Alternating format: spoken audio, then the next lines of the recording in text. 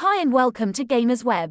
In this video, we will take a look at the latest plastic building from Great Escape Games' excellent range of Dead Man's Hand miniatures. Dead Man's Hand Redux is coming to Kickstarter on October 26th, and Great Escape Games very kindly sent us one of the new plastic buildings to take a look at. Dead Man's Hand Redux will contain 3 of these excellent plastic kits that can really bring your game's table to life, as well as plastic posse models, revised cards, and of course the rules. So without further ado, it's over to Mark.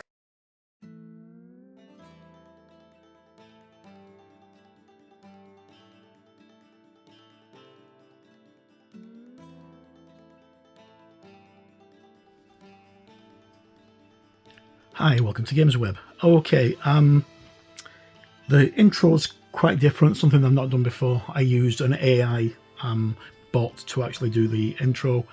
No idea how people are going to take that. Some people really don't like AI, some people do. I just thought it would be better seeing a pretty woman than seeing my ugly mug on camera, so that's why I went ahead and did it. Okay, as it mentioned in the intro by Mika, who is the AI assistant, this video I'm going to take a look at one of the all-new buildings from Great Escape's upcoming Kickstarter for Dead Man's Hand Redux. Now this launches on October the 26th. This was arrived this morning, and first of all, my many thanks to Stuart and Mark from Great Escapes for this excellent preview. So let's jump straight in. Okay, like all Great Escape Games kits, it's pretty simple to put together. So here we have the cover of Dead Man's Hand Redux. These are going to be stretch goals, as far as I'm aware, and they're going to be characters that are going to be in the game. And on the back, coming to Kickstarter October 26. After 10 years of deadly gunplay, Dead Man's Hand gets a new edition. Scan the QR code below, as in here. To link to the Kickstarter page, you can also go. I've also got a link at the bottom of this page as well. Or search for Dead Man's Hand Redux on Kickstarter. Updated rules, new card deck, rules for trains, citizens, herds, etc. New pickup campaign system, new scenes, new factions, new characters, new animals, and plastic buildings. Okay. So fully detailed, accessible interiors. Fantastic. Okay, so let's just have a quick look through what we've got. So along as you get quite a lot with Great Escape Games, you get a Dead Man's Hand Great Escape Games bookmark, which are brilliant. I've got loads of these and I put them in all sorts of stuff. Right, so this is not what the finished building is going to look like. This is these are early prototypes that were sent out to reviewers and influencers and things like that, and I was very kindly sent one of these by Stuart and Mark. So the final draft, as you say, the final product may be slightly different. There is no instructions in this, but it's quite straightforward to put together. So we get our roof sections. So as you can see, we've got the sloped awning for the roof with the signage at the front, and these are for the veranda. They go onto the bottom of this, and as you can see, the shingles on the roof really nicely well detailed.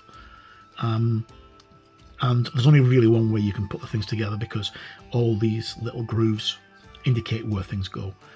That part goes at the front here, underneath this awning, and obviously because it's of the way it's designed, when you put the awning on, you can do this as whichever way you want. You could do it as a livery store, or a general store, or a jail, anything. If it was a larger building, you could do it as a bank. Okay, so that's one sprue. Then we have the doors and the side walls. The attention to detail on the wood interior is amazing, really good. There's even little knots in the wood, which is great. Window sills on the inside and the outside of the buildings. Now the guys at Battle Bunk HQ did their video a couple of weeks ago, which I'll have a link to down below. I think on their video they actually had a different sprue than this, because they put their windows in separately. These seem to be in already. Right, so the doors are designed so they can be I'll turn it the right way around. The doors are designed so they can be left closed or open, and there's a little bracket there where you put the hinge in, and you put the door frame on top of that. Okay, and then we have our floor and roof sections. So again, they go only one of two ways. That's the floor, and then you turn it over, and that's the ceiling part or the roof part. So when you do your roof with that facing downwards. So quite easy to do, quite easy to put together. And then finally we have the it's coming off the sprue, the main roof shingle, which is because it's a flat roof and the roof slopes back at an angle, and the side windows. Yeah, I'm positive that the guys from Battle Bunker, they had their windows, they put their windows in separately, so it might have been a slightly different sprue than this.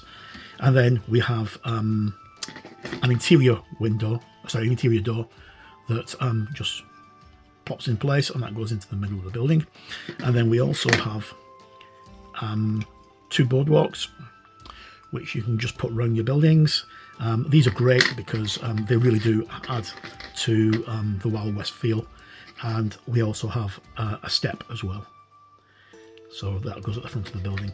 Right, so what I'm going to do is I'm just going to reset the camera and I'm going to build this, and we can have a look at it finished. So I shall be right back. Okay, welcome back. Right, I've got the building assembled completely. It took about 10 minutes. That's including waiting for the glue to dry. Very, very easy kit to put together, even without instructions. And I've assembled it like this, just to show there's various ways of doing it. Right, so you get the awning, which has got these 3 pegs on the bottom that act as struts. Not very straight at the moment because I've not actually positioned it down, but it's quite a simple matter of me, because the glue's still a little bit tacky, just positioning them in the right position there like that. Then they'll stand at the front of the building like that, and you just glue that in place like that, so it glues at the front of the building. So you can have it with the awning like that, or without the awning. Then the roof is quite a simple one as well. So if you look, got the front of the roof where you can put your signage, and then the shingles at the top, which match the shingles on the awning, and you can just pop that on like that. So your figures can stand on top of here, no problem. The door's designed so that it opens and closes, which is quite cool. And the interior wall isn't glued in, it's just so I can take it out. So I can make this as big or as small as I want. So I can have it like that and have it as a big grocery area at the back and a small shop at the front, or have it, you know, like that. So that's a small stock room, or there's a safe in there or what have you. Can be done in quite a few different ways. Now the roof, oh yeah, I'm going to wait a second. If you just get to my right piece. Okay, so as well as having the boardwalks, you can put the boardwalks in any way you want to, of course. So you could have them in this fashion like that. So you've got the boardwalks there, like so, and you could have the step sitting here at the front. You just glue it in place so I get it the right way around. So you just glue the step in place there, so the step's sitting there, or if you really want to, you can have the step at the other side there like that, or anywhere. Or if you don't want to use the boardwalks, you could take the boardwalks away and give you another option, because you could then just glue the step to the front of the door like that. So it's quite versatile that way. And then we come to what's my favourite part of the kit. So on the underside of the roof, you'll notice that they've got these beams here. These hold this in place on the roof. Now it's still a little bit tacky because I've only just done this, but you can just pop it in place, and there's little lugs on the top that are located into place, so it's quite securely in. But if you notice, I haven't glued this in. I've not glued this in for a simple reason, that I'm not going to use it like that. I'm just going to use it as a flat roof. Then I can get my Dead Man's Hand figures and just pop them on the flat roof if I want to. But I am going to paint this because I can just pop that back on there whenever I want to. So I've got 2 different variants of buildings, which is great for doing photos and stuff like that of the miniatures. Right, so absolutely excellent kit. Goes together like a dream. I think that I got a different sprue than the guys from Battle Bunker, because I think their sprue also came with a barrel. I'm not exactly sure, I could be wrong, but I know there's 3 different variants in the kit. 3 different variants in the actual Kickstarter. Gotta get the shingles the right way around, of course. So simple as that. So you can have your roof. So when you assemble it, the roof can be sloping like that. Or you can, of course, because they just slot in. Or you can, of course, have it with the roof flat, so that you guys can actually shoot over here, which is great. I like it like that. Because in fact, a lot of my buildings from TT Combat, war bases, and Foreground have all got this kind of roof where it's just a slight slope without the shingles on the top of it, which it matches the rest of my buildings, which is great. So quite a lot of variety that you can get from one kit, which is brilliant. Right, so that's a quick look at the building. I'm going to do another video hopefully tomorrow if the weather's nice enough for me to actually undercoat this, and I'll do a video on painting it because it's quite simple to paint up, and I've got a couple of ideas about weathering it and stuff like that. So that's a quick look at one of the plastic buildings from the Dead Man's Hand Redux game, which is going on Kickstarter on October the 26th. I will leave a link in the description to the quick Kickstarter itself, so you can check that out. Well worth backing. I think at the moment, Stuart said on the Battle Bunker podcast that it was £90 for the game itself. It was one set price. There wasn't, you know, buy this and this and this. I think it was just £90, and that included 20 miniatures, any of the stretch goals, which I think these 4 figures are going to be stretch goals, 3 buildings, and some accessories, the dice, the rule book, the measuring counter, and of course the cards, which have all been redesigned. They look brilliant. But no more about that when it actually comes out in April, which is the retail release date.